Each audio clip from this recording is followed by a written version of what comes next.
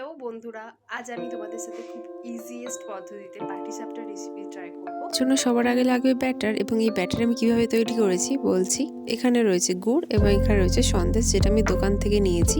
বাড়িতেও বানানো যায়। এবং এই রইল আমার ব্যাটার। পাটিসাপটা বানাতে গেলে লাগবে সুজি, ময়দা এবং সাথে চালগুঁড়ি অবশ্যই, এবং সেটাকে আমি গরম দুধ দিয়ে মিশিয়ে নিচ্ছি। এই দুধের জায়গায় আমি জলও মেশাতে পারি। এখানে আমি কিছুটা গুঁড়ো দুধ ব্যবহার করেছি, যেটা ভীষণ টেস্টি লাগে খেতে। তারপরে আমি আবার ব্যাটারটিকে ভালোভাবে মিশিয়ে নিতে থাকলাম, এবং এর মাঝে আমি দিয়ে দিয়েছি এর মধ্যে গুড়। গুড় দিলে কিছুই না, কালারটা চেঞ্জ হয় এবং আরও বেশি টেস্টি হয়। সেটা সম্পূর্ণ অপশনাল। গুড় না দিয়ে সাদা পাটিসাপটাও বানানো যায়, সেটা একটু দেখতে বেশি সুন্দর হয়। এখানে আমি তাওয়া গরম করে তার মধ্যে দিয়েছিলাম ঘি। এখানে ঘিয়ের জায়গায় তেল ব্যবহার করা যেতে পারে, অবশ্যই সাদা তেল। এবং পাটিসাপটার সাইজ খুব একটা বড় হবে না, তবুও পুরো তাওয়াতেই ঘি মাখিয়ে নিতে হবে বা তেল।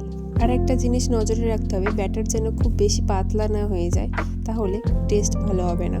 পাটিসাপটার সাইজ যত ছোট থাকবে তত ভাঙার সম্ভাবনা কম থাকবে। প্রথমটি আমি বড় বানিয়েছিলাম, বাকিগুলো ছোট।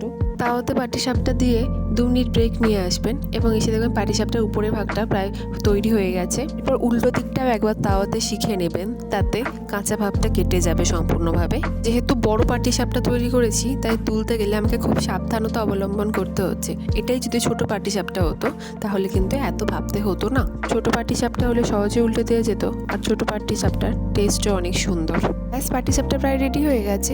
এর ওপর আমি দিয়ে দেবো সন্দেশ পরিমাণ মতো, এবং অবশ্যই উপর থেকে গুড় ছড়িয়ে দেব। গুড় ছড়িয়ে দিলে পাটিসাপটাটা ভালোভাবে ভাঁজ হয়ে থাকতে পারে। এবং এর মধ্যে কাজু বাদাম বাটাও দেওয়া যেতে পারে, তবে সেটা সম্পূর্ণ অপশনাল, আমি দিইনি। টেস্ট ভালো আসার জন্য এখানে সামান্য গুঁড়ো দুধ দেওয়া যেতে পারে। এরপর পাটিসাপটার দুটো অংশ ভালোভাবে জুড়ে দিতে হবে। গুড়টা দেওয়ার ফলে এই পাটিসাপটার অংশগুলি আর খুলে যাবে না, না হলে খুলে যাওয়ার সম্ভাবনা বেশি থাকতো।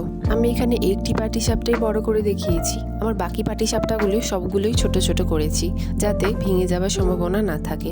আরও একটা জিনিস মাথায় রাখতে হবে, সেটা হলো একদমই ব্যাটার পাতলা করা যাবে না। এর মধ্যে আমি নিয়েছি 1 কাপ ময়দা, 1 কাপ চালগুঁড়ি এবং হাফ কাপ সুজি। চিনি গুঁড়ো করে রেখে দিলেই ভালো, কিন্তু যদি হাতে সময় থাকে তাই চিনিটা গুলে রেখে দিলেও হবে, সহজেই গুলে যাবে। এইভাবে আমি প্রত্যেকটা পাটিসাপটা তৈরি করে নিয়েছিলাম। উপর দিয়ে কাজু বাদাম দিয়ে সাজিয়ে আমি তৈরি করেছিলাম ডেকোরেশন। এরপরে সামান্য গুড় দিয়ে আপনি টেস্ট করতে পারেন গরম গরম পাটিসাপটা। সব থেকে ইজি রেসিপি আমি এখানে শেয়ার করেছি। Thank you for watching. পাশে থাকবেন। ধন্যবাদ।